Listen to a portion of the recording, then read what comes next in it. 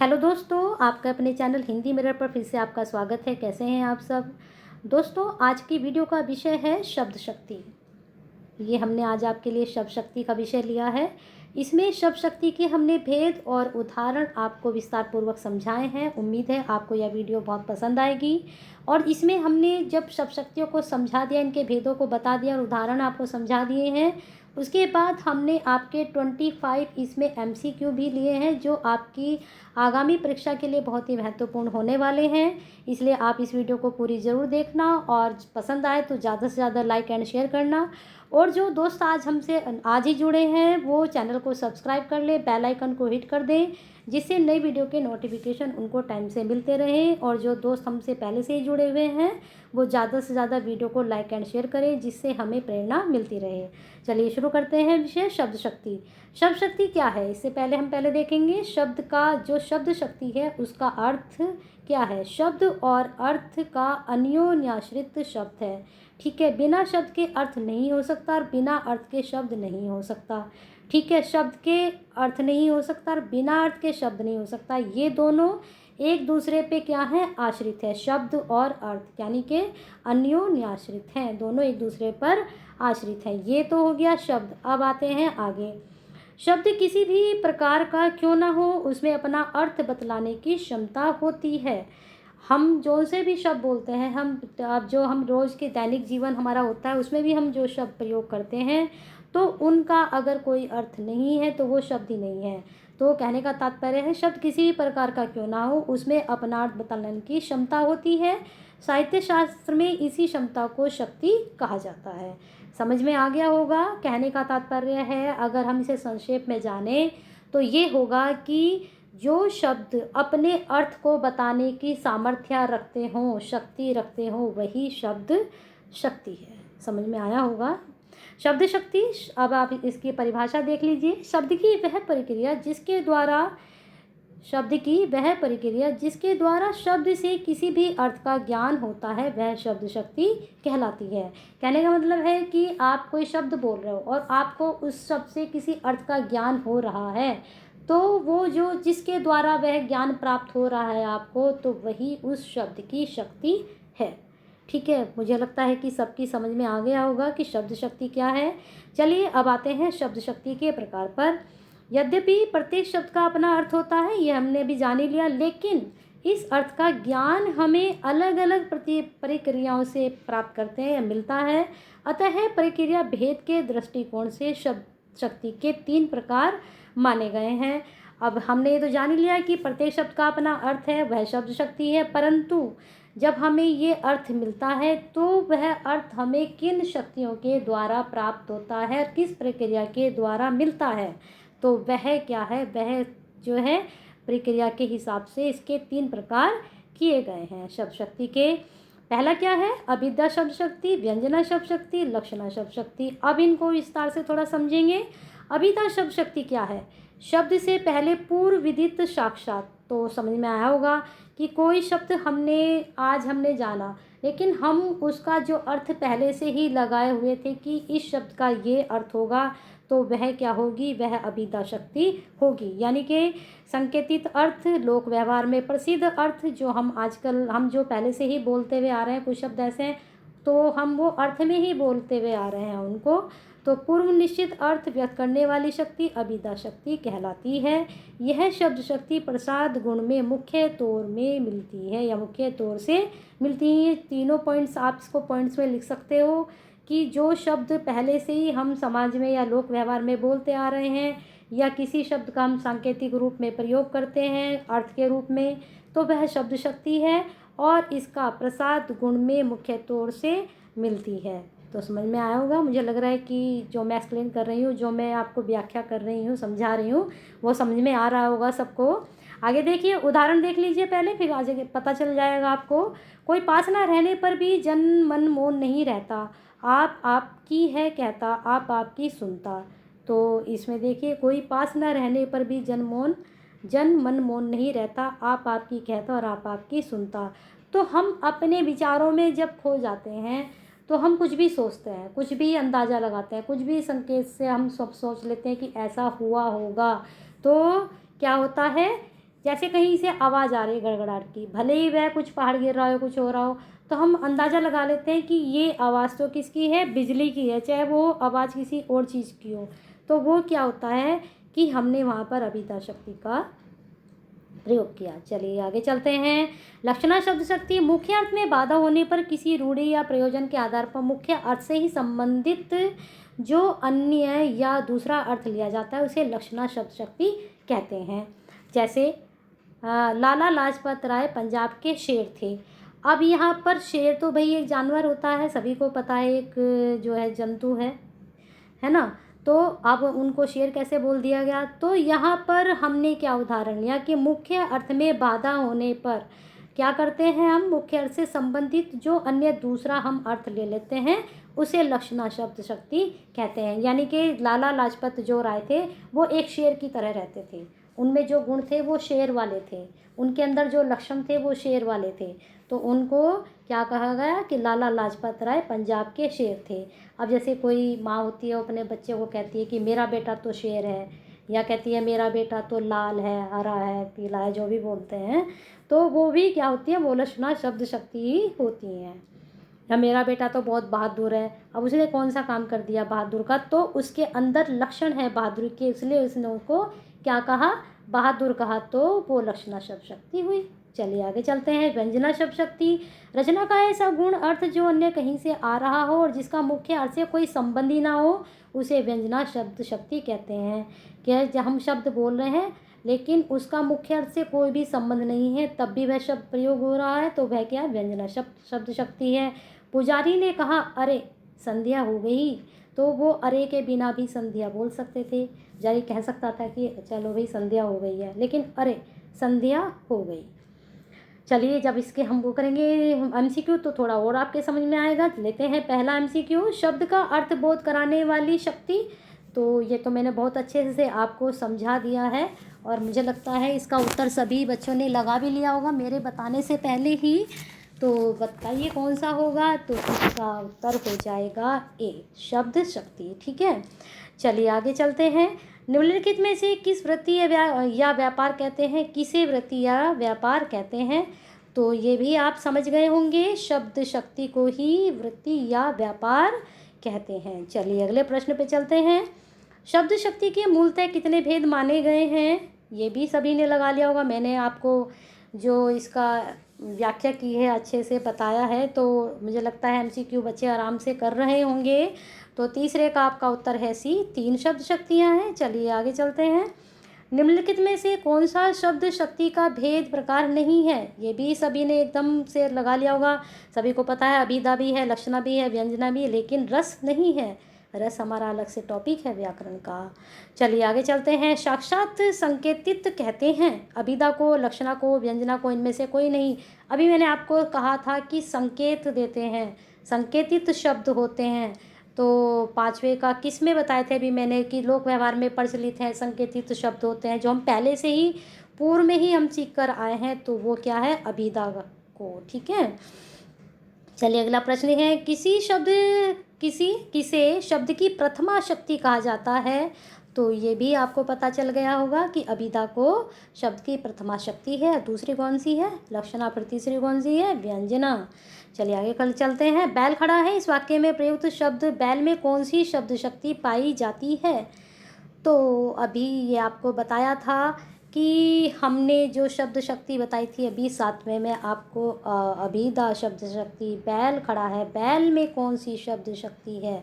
ठीक है, बैल का हमें पहले से ही पता है कि ये बैल है, हमें किसी ने नहीं बताया है, हमें पैदा होते ही हम जब 4-5 साल के थे तभी हमें बता दिया था कि ये बैल है, ये भैंस है, ये गाय है, तो हमें पूर्व में ही पता है, उसमें हमें कुछ भी जानने की ज़रूरत नहीं है, तो वह क्या है, अभिधा शब्द शक्ति है। लक्षणा की शर्तों की संख्या है 1, 2, 3, 4, तो 8वें का आपका उत्तर हो जाएगा 3। कितनी है, लक्षणा की शर्तों की संख्या 3 है। चलिए अगले प्रश्न पे, निम्नलिखित में से कौन लक्षणा की शर्तों में शामिल नहीं है, मुख्यार्थ में बाधा, मुख्यार्थ एवं लक्ष्यार्थ में संबंध, रूढ़ या प्रयोजन, या फिर व्यंग्यार्थ। तो 9 का आपका उत्तर हो जाएगा डी, व्यंग्यार्थ नहीं है लक्षणा की शर्तों में शामिल, बाकी मुख्यार्थ में बाधा, मुख्यार्थ लक्षण में संबंध, रूढ़ या प्रयोजन ये हैं। चलिए अब आगे चलते हैं अगले प्रश्न पर। जहाँ मुख्यार्थ की बाधा होने पर रूढ़ या प्रयोजन के कारण मुख्यार्थ में संबंध यानी अर्थ लक्षित हो, वहाँ शब्द शक्ति होती है। तो 10वें का आपका उत्तर हो जाएगा लक्षणा शब्द शक्ति। ये आप परिभाषा ऊपर पढ़कर आ चुके हो कि मुख्यार्थी में जब बाधा होती है तो उसका संबंध किसी और अर्थ से होता है, तो वहाँ कौन सी शब्द शक्ति होती है, तो ये आप समझ कर आ रहे हो, लक्षणा शब्द शक्ति होती है। अनिल ने सुनील से कहा तुम बैल हो, इस वाक्य में प्रयुक्त शब्द बैल कौन सी शब्द शक्ति है, यह भी हम पढ़ चुके हैं, लेकिन सेंटेंस यहाँ पर चेंज हो चुका है, तो आप समझ ही गए होंगे कि 11वें का उत्तर क्या है, लक्षणा शब्द शक्ति। लेकिन ऊपर हमने कहा था अभिधा शब्द शक्ति है, लेकिन यहाँ हमने आपको बताया बैल का अर्थ लक्षणा शब्द शक्ति है। अब दोनों में आप अंतर करके मुझे कमेंट बॉक्स में बताना कि दोनों का अंतर क्या बैठेगा, उस बैल में और इस बैल में क्या अंतर है। मैं तभी समझूंगी कि आपको जो मैंने समझाया है वो अच्छे से समझ में आ गया है कि इस बैल में और उस बैल में क्या अंतर है। दोनों बैल ही हैं, लेकिन अंतर क्या है। ये हो चुका है प्रश्न आपका। मुहावरों और लोकोक्तियों में जिस शब्द शक्ति के जरिए अर्थ ग्रहण किया जाता है वह क्या है। हमें पता ही है कि हम मुहावरे भी पढ़ते हैं और हम लोकोक्तियाँ भी पढ़ते हैं, लेकिन उनमें जब हम अर्थ को ग्रहण करते हैं वह कौन सी शक्ति के द्वारा करते हैं। तो 12वें का आपका हो जाएगा सी, यानी कि सव्यंजना। चलिए अब आगे चलते हैं। 1 मिनट, आपका 12वें का होगा बी, एक लक्षणा होगा यहाँ पर। जिन आप शक्तियों के द्वारा करते हैं तो वहाँ पर लक्षणा होता है। चलिए आगे चलते हैं। अभिधा और लक्षणा के असमर्थ हो जाने पर जिस शब्द शक्ति के माध्यम से शब्द का अर्थ लिया जाता है वह है व्यंजना, रस, छंद, अलंकार। तो 14 का आपका उत्तर हो जाएगा अभिधा और लक्षणा के असमर्थ हो जाने पर। अभिधा और लक्षणा के असमर्थ हो जाने पर जिस शब्द शक्ति के माध्यम से शब्द का अर्थ लिया जाता है वह क्या है, व्यंजना। जब जहाँ पर ये दोनों असमर्थ हो जाती हैं वहाँ पर हम व्यंजना के माध्यम से क्या लेते हैं, अर्थ लेते हैं, क्योंकि रस और छंद और अलंकार से इसका कुछ है ही नहीं संबंध। चलिए, शब्दी व आर्थिक किस शब्द शक्ति के भेद हैं, अभिधा, लक्षणा, व्यंजना, तात्पर्य। तो बताइए 15 का उत्तर क्या होगा, 15 का भी सी ही होगा, व्यंजना ही होगी। शब्दी एवं आर्थिक किस शब्द शक्ति के भेद हैं, तो ये किसके भेद हैं, व्यंजना के। चलिए अब आगे वाला प्रश्न देखें। निम्नलिखित वाक्यों में व्यंजना शब्द शक्ति का प्रयोग किस वाक्य में हुआ है। वह तो नीरी गाय है, राजस्थान भारत एक राज्य है, गिरधारी शेर है, अंधेरा हो गया, सेठ ने नौकर से कहा। तो इसमें जो आपका प्रश्न नंबर 1 है, लक्षणा शब्द शक्ति, लक्षणा शब्द शक्ति। हाँ तो दोस्तों इसमें देखिए कौन सा उत्तर होगा, इसमें आपका उत्तर होगा घ, अंधेरा हो गया है, सेठ ने नौकर से कहा। ठीक है, निम्नलिखित वाक्यों में व्यंजना शब्द शक्ति का प्रयोग किस वाक्य में हुआ है, अंधेरा हो गया है, सेठ ने नौकर से कहा। चलिए आगे चलते हैं। यहाँ लक्षणा शब्द शक्ति का प्रयोग किस वाक्य में हुआ है, यहाँ पर हमें लक्षणा शब्द शक्ति का बताना है कि कौन सा सेंटेंस है या कौन सा वाक्य है जिसमें लक्षणा शक्ति का प्रयोग है। तो दूसरे का आपका उत्तर हो जाएगा घ, रोटी के लिए दुनिया क्या नहीं करती, क्या नहीं करती, तो रोटी क्या करती है, उससे पेट भरता है, ये लक्षणा शब्द शक्ति है। राम ने मोहन से कहा तुम्हारे चेहरे से सटता झलक रही है, मोहन ने तत्काल उत्तर दिया ओ तो मेरा चेहरा दर्पण है। इस वार्तालाप में किस शब्द शक्ति का प्रयोग है। अब देखिए उसने कहा कि तुम्हारे चेहरे से सटता झलक रही है, उसने कहा ओ मेरा चेहरा दर्पण है, तो आप समझ ही गए होंगे इस वाले प्रश्न का, ये बहुत अच्छे से मैंने बताया आपको।